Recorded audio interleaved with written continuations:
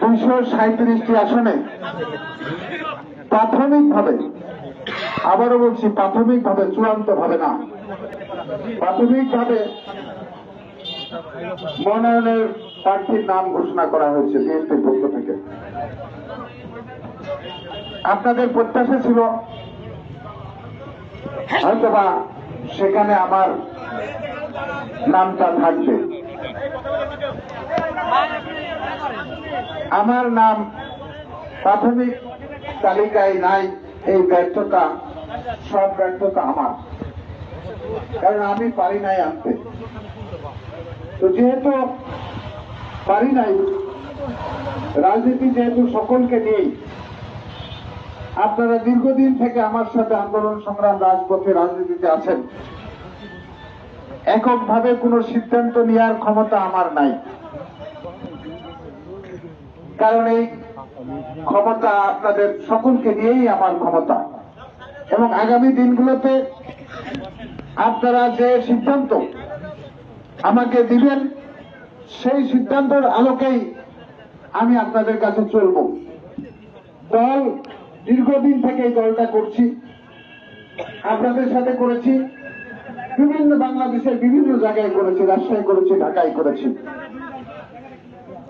একটা সময় আমি সিদ্ধান্ত ব্যক্তিগতভাবে নিয়েছিলাম, এই মনোনয়নের তালিকা দেখার পরে আমি সিদ্ধান্ত নিয়েছিলাম, আমি ব্যক্তিগতভাবে সিদ্ধান্ত নিয়েছিলাম। পরবর্তী পর্যায়ে আমি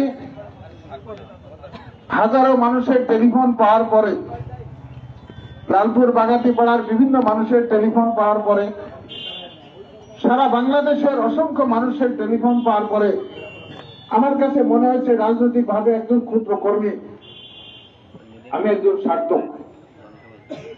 যেই টেলিফোন করেছে সেই কেঁদে উঠেছে। সে আমার মায়ের পেটের ভাইও না, সে আমার চাচাও না, সে আমার বাবাও না। অসংখ্য নারী পুরুষ আমার জন্য রোজা করেছে, দোয়া করেছে। তো সেই কারণে আমি একক সিদ্ধান্ত নেওয়ার মালিক না।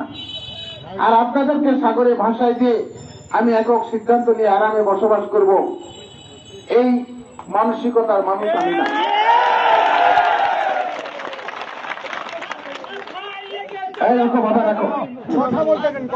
কথাটা শুনেন। যেহেতু ব্যর্থতা আমার জীবনের শেষ রক্তবিন্দুটি হলেও আপনাদের পাশে আমার থাকা উচিত। আজকে মনোনয়ন ডিক্লেয়ার হওয়ার 10 মিনিটের মধ্যেই আমাদের এক কর্মী জিল্লুরের রক্ত ঝরেছে। আজকে ওয়ালিয়ার বাবুর রক্ত ধরেছে। মনোনয়ন পাওয়ার পরে যারা প্রাথমিকভাবে পেয়েছে, এখনো চূড়ান্ত ভাবে পাই নাই, এই অবস্থাতে বিএনপি নেতা কর্মীদের উপরে নির্যাতন করছে। অনেকে টেলিফোন করে ধমক দিচ্ছে যে আপনার ভোট দরকার নাই, বিএনপি, আপনি আওয়ামী লীগে যোগ দেন। এই পরিস্থিতির মধ্যে আমাকে চিন্তা করেছি যে আমাকে মানুষগুলোর কাছে যেতে হবে, মানুষের সিদ্ধান্ত নিয়ে আমাকে সামনের দিকে আগাতে হবে। মৃত্যু অনেকবার দেখেছি, আরেকবার মৃত্যু হয়েছে, আপনাদের জন্য আমাকে দেখতে হলে আমার কোন আপত্তি নাই।